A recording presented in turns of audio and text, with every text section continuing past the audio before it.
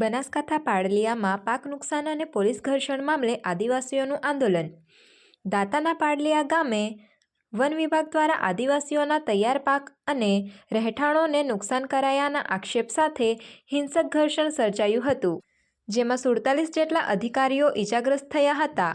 આ મામલે આદિવાસી સંગઠનોએ રાજ્યપાલ અને મુખ્યમંત્રીને આવેદનપત્ર પાઠવી ન્યાયિક તપાસ અને નુકસાનના વળતરની ઉગ્ર માંગ કરી છે। ન્યાય નહીં મળે તો આગામી સમયમાં સમગ્ર આદિવાસી બેલ્ટમાં આંદોલન કરવાની ચીમકી ઉચ્ચારવામાં આવી છે। જય આદિવાસી, જય જોહાર।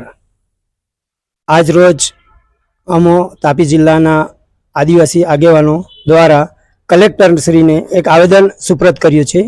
જે આવેદનમાં બનાસકાંઠા જિલ્લામાં જે પાંડોલિયા ગામમાં આદિવાસી સમાજ જોડે જે વનકર્મી અને પોલીસ દ્વારા જે કૃત્ય કરવામાં આવ્યું છે એનો વિરોધ માટે આજ રોજ કલેક્ટર દ્વારા મારફતે રાજ્યપાલ શ્રીને એક આવેદન સુપ્રત કર્યું છે, જેમાં અમારી માંગણીઓ છે કે આ અનુસૂચિત 5 વિસ્તાર હોય અને સરકાર દ્વારા જ્યારે અમને જળ જંગલ જમીનનો અધિકાર આપવામાં આવ્યો છે તો આ વનકર્મી અને પોલીસ કર્મી જે અમારા આદિવાસીઓને ખોટી રીતે હેરાન પરેશાન કરે છે, અમારા અધિકાર છીનવે છે, એ અધિકારો અમને સંવિધાન દ્વારા મળેલા છે, માટે આ અધિકારો અમારા યથાવત રહે એના માટે આજરોજ અમે તાપી જિલ્લા તરફથી રાષ્ટ્રપતિશ્રીને આ આવેદન પહોંચાડ્યું છે કે જેથી કરીને અમારા હક અને અધિકાર સુરક્ષિત રહે।